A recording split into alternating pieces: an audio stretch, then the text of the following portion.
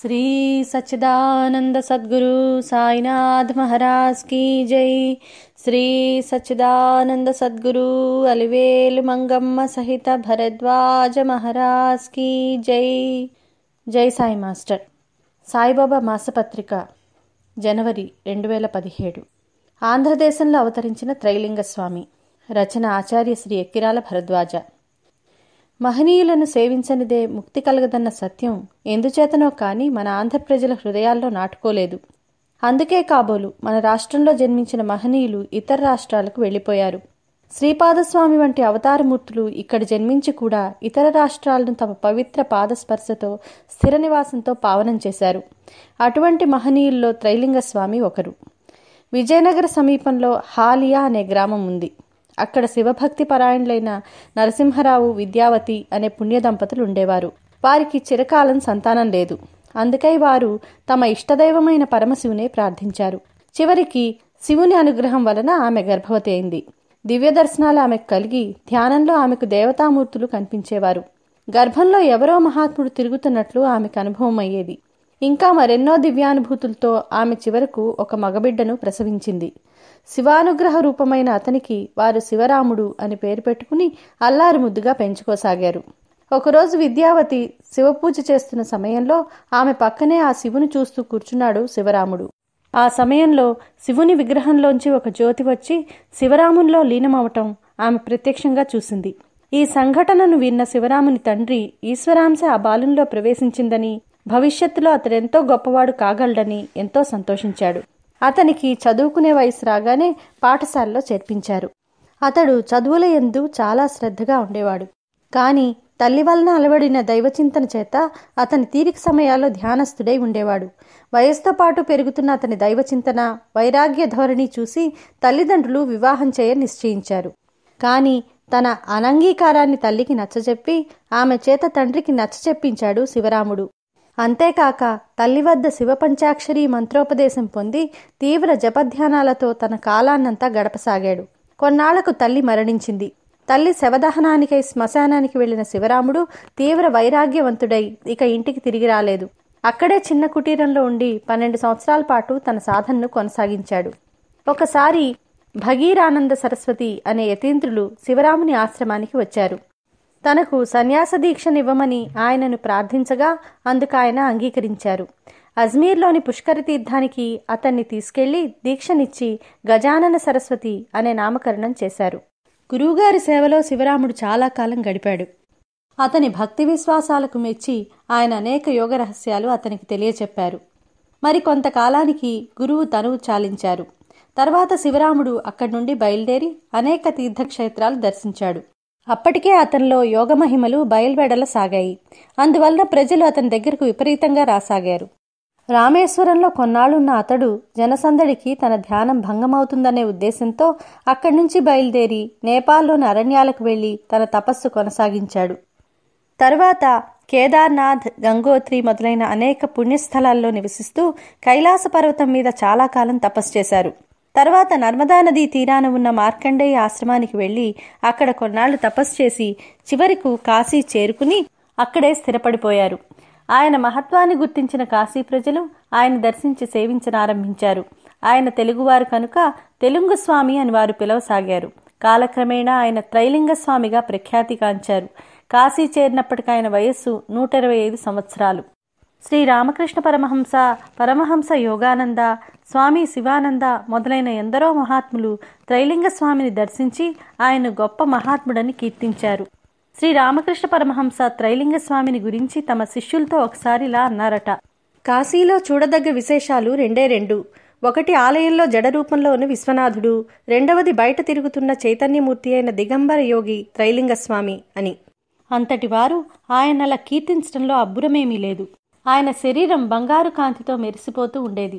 పసిపిల్లల్లా పాలుగారే శరీరంతో మిసమిసలాడుతూ ఉండే ఆయన వారిలాగానే పూర్తి దిగంబరంగా శరీర భ్రాంతి ఏమీ తెలియని స్థితిలో ఉండేవారు. ఆయన ఆహారం కోసం ఎవ్వరినీ ఎప్పుడూ అడిగేవారు కాదు. ఎవరైనా ఎప్పుడైనా బలవంతాన తినిపిస్తే తినేవారు, లేకపోతే లేదు. అవ్యక్తానంద స్థితిలో కాశీ వీధుల్లో అలా తిరుగుతూ ఉండేవారు. ఒకప్పుడు గంగానది ఒడ్డున ఎండాకాలపు మండుటెండలో మలమలా మాడిపోతున్న ఇసుకలో పండు వెన్నెల్లోలాగా పరమానందంతో వెల్లికిలా పడుకుని ఉండేవారు. మరొకప్పుడు వెలుగులా ప్రవహిస్తున్న గంగానది తరంగాలపై పద్మాసనం వేసుకుని ధ్యానస్థుడై నిశ్చలంగా కూర్చుని కనిపించేవారు. మరొకప్పుడు ఆ నదిలో వెల్లికిలా పడుకుని ప్రవాహంలో కొట్టుకుపోతూ కనిపించేవారు. అలాంటి యోగస్థితిలో తనకేమీ ఈ ప్రపంచంతో సంబంధం లేనట్లు ఉంటూనే ఆయన తన అద్భుతమైన మహిమతో ప్రజలను ఎన్నో ఆపదల నుండి తొలగించేవారు. ఒకసారి చనిపోయిన ఒక వ్యక్తి శవాన్ని దహనం చేయటానికై గంగానది ఒడ్డుకు తీసుకొచ్చారు. వెంట దుఃఖిస్తూ బంధువులున్నారు. ఇంతలో త్రైలింగ స్వామి గంగలో స్నానం చేసి అటుగా వస్తున్నారు. ఆ వ్యక్తి యొక్క పూర్వపుణ్యమేమో గాని ఈ లోకంలో ఏది ఎలా జరుగుతున్నా పట్టించుకొని ఆయన అలౌకిక దృష్టి ఆ అదృష్టవంతుడిపై పడింది. అంతే, వెంటనే ఆయన వెనుదిరిగి ఆ గంగ ఒడ్డుకు వెళ్లారు. ఒడ్డున ఉన్న మట్టిని కొద్దిగా తీసుకుని ఆ శవం దగ్గరికొచ్చి ఆ మట్టిని ఆ శవం నొస్టున పెట్టారు. ఈ సంఘటన చూస్తున్న వారంతా ఆశ్చర్యచకితులయ్యేటట్లు చనిపోయిన వ్యక్తి కొద్ది క్షణాల్లో లేచి కూర్చున్నాడు. పరమానంద భరితులైన ఆ బంధువులు ప్రాణభిక్ష పెట్టిన ఆ తేజోమూర్తి దివ్యచరణాలకు కృతజ్ఞతతో ప్రణమిల్లుదామని చూసేసరికి ఏడి ఆ దిగంబరుడు? ఇలాగే ఏ దురదృష్టవంతుని కరుణించడానికి వెళ్లారో. ఆంధ్రదేశంలో అవతరించి ఇతర ప్రాంతాలకు తరలి వెళ్లిన మహాత్ముల్లో త్రైలింగ స్వామి ఒకరు. భారతదేశంలోని అన్ని పవిత్ర క్షేత్రాలను తమ పాదయాత్రతో పునీతం చేసిన త్రైలింగ స్వామి కాశీలో స్థిరపడ్డారు. ఒకసారి గంగానదిలో పడవలో కొందరు ప్రయాణం చేస్తున్నారు. వారిలో ఒకతను నాస్తికుడు. దేవుడు లేడని అతడు వాదిస్తూ ఉంటే ఆస్తికులైన వారు కూడా అతని వాదనా పటిమకు తట్టుకోలేక మెదలకుండా కూర్చున్నారు. కొంచెం సేపటికల్లా వారి నావ సుడిగుండంలో చిక్కుకుని తలకిందులవుతున్నది. ప్రయాణికులంతా భయభ్రాంతులై ప్రాణాలను గుప్పెట్లో పెట్టుకుని ఆందోళన చెందుతున్నారు. ఇంతలో హఠాత్తుగా త్రైలింగ స్వామి నీళ్ల మీద కూర్చుని పడవ సమీపంలో కనిపించారు. వెంటనే ఆయన వారితో, నాయన్లారా, భగవంతుని హృదయపూర్వకంగా స్మరించండి. ఆయన సర్వత్రా ఉన్నారు. మిమ్మల్ని ఈ క్షణంలోనే కాపాడగలరు అన్నారు. వారంతా భక్తితో ప్రార్థన చేయసాగారు. కొద్ది నిమిషాల్లో అతి విచిత్రంగా పడవ సుడిగుండంలోంచి బయటపడింది. ఈ అద్భుతానికి ఆశ్చర్యపోయిన నాస్తికుడు ఆస్తికుడుగా మారటంలో ఆశ్చర్యమేముంది? మరొకసారి ఒక జమీందారు గంగానదిలో పడవలో ప్రయాణం చేస్తున్నాడు. సమీపంలోనే నీళ్లపై యోగాసనంలో కూర్చుని ఉన్న త్రైలింగ స్వామిని చూసి నమస్కరించి పడవలోనికి రమ్మని ఆహ్వానించాడు. స్వామి ఆయన ఆహ్వానాన్ని మన్నించి పడవలోకి ఎక్కి కూర్చున్నాడు. కొద్ది నిమిషాలు మౌనంగా గడిచాయి. జమీందార్ను ఉద్ధరించదలిచినట్లున్నారు స్వామి. మహాత్ముల పని అదే కదా. జమీందార్ చేతిలోని నవరత్న ఖచ్చిత ఖడ్గాన్ని చూస్తూ అదేమిటి అని అడిగారు స్వామి. ఇది మా వంశపారంపర్యంగా వస్తున్న నవరత్న ఖచ్చిత ఖడ్గం. ఇది మా వంశం యొక్క వీరత్వానికి చిహ్నం అన్నాడు జమీందారు గర్వంగా. అలాగా, ఏది అంటూ ఆయన చేతిలోని ఖడ్గాన్ని తీసుకుని ఒక్క క్షణం చూసి నదిలోకి విసిరేశారు. అనుకోని ఈ సంఘటనకు ఆశ్చర్యపోయాడు జమీందారు. తన ఖడ్గం గంగపాలైనందుకు ఎంతో చింతించాడు. అతని విచారాన్ని గమనించిన స్వామి నదిలో తన చేతిని ముంచి 3 ఖడ్గాలను తీసి జమీందారును తన ఖడ్గమేదో తీసుకోమన్నారు. ఆ 3 ఒకేలాగా ఉండడంతో జమీందారు తన ఖడ్గాన్ని గుర్తించలేక ఆ సమస్యను పరిష్కరించవలసిందిగా స్వామినే వేడుకున్నాడు. త్రైలింగ స్వామి ఆ 3 ఖడ్గాలను మళ్లీ నీటిలో పడేశారు. అప్పుడు జమీందార్ ఖడ్గం మాత్రం పైకి తేలింది. మిగతా 2 నీటిలో మునిగిపోయాయి. ఆ ఖడ్గాన్ని ఆ జమీందారునికిస్తూ స్వామి, అశాశ్వతమైన దీని మీద పెట్టుకునే మమకారం భగవంతునిపై నిలుపుకుంటే నీ ఈ జన్మ ధన్యమవుతుంది నాయనా అన్నారు. దిగంబరుడైన ఆ స్వామి కాశీ వీధుల్లో సంచరిస్తూ బ్రిటిష్ అధికారులకు ఒక సమస్యగా తయారయ్యారు. ఈయన దిగంబరత్వం అసభ్యంగా ఉందని తలిచి వారు స్వామిని జైల్లో బంధించారు. మర్నాటి ఉదయం జైలుకెళ్లిన అధికారులకు జైల్లో ఎక్కడా త్రైలింగ స్వామి కనిపించలేదు.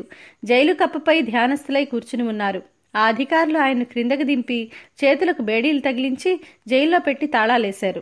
మరికొద్దిసేపటికి చూసేసరికి వేసిన తాళాలు వేసినట్లే ఉన్నాయి. స్వామి మాత్రం యథాప్రకారం జైలు కప్పు మీద స్వేచ్ఛగా విహరిస్తూ కనిపించారు.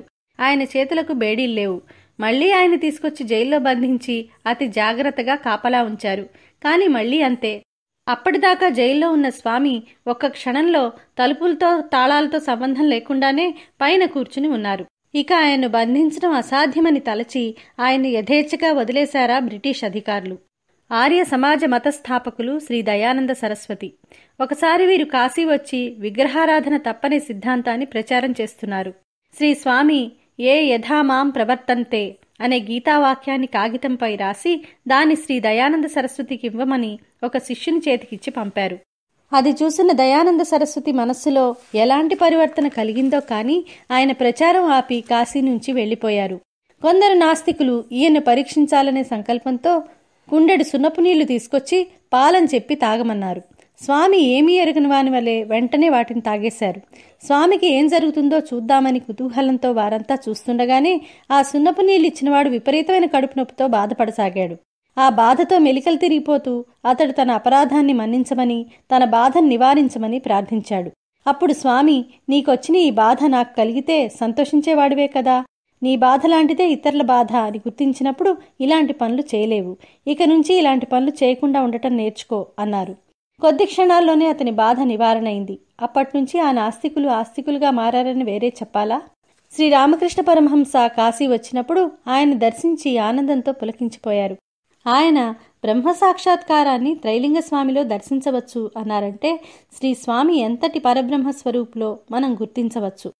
ఒకసారి శ్రీరామకృష్ణ పరమహంసకు స్వామికి నివేదన సమర్పించాలని తోచి ఒక కుండెడు పాయసం స్వయంగా వండి తీసుకొచ్చి స్వామికిచ్చారు.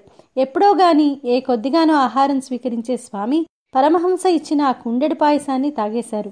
తన నివేదనను శ్రీ స్వామి స్వీకరించినందుకు పరమహంస ఎంతో ఆనందించారు. అంతేకాదు, శ్రీ లాహిరి మహాశయులు, శ్రీ బ్రహ్మానంద సరస్వతి, శ్రీ యోగీశ్వరీ మాత, బ్రాహ్మణి మాత, శ్రీ శంకరీ మాత, శ్రీ కాళికానంద సరస్వతి మొదలైన ఎందరో మహాత్ములు శ్రీ త్రైలింగ స్వామిని ఎంతో గొప్పగా కీర్తించారు. దాదాపు 150 సంవత్సరాలు కాశీనగరాన్ని తమ పవిత్ర పాదస్పర్శతో పునీతం చేసి 1887 సంవత్సరంలో అక్కడే సమాధి చెందారు స్వామి. తాము సమాధి చెందబోతున్నామని ఒక నెల రోజుల ముందుగానే తెలియజేశారు స్వామి. ఆయన దేహంతో ఉన్నప్పుడే కాక సమాధి చెందిన తర్వాత కూడా తమ అద్భుత మహిమలను ప్రదర్శిస్తూనే ఉన్నారు. వంగదేశీయులు ఆయన జీవితాన్ని సినిమా కూడా తీశారు. ఆయన చేసిన లీలలు మరెన్నో. ఇలా రాసుకుంటూ పోతే ఒక పుస్తకమే అవుతుంది.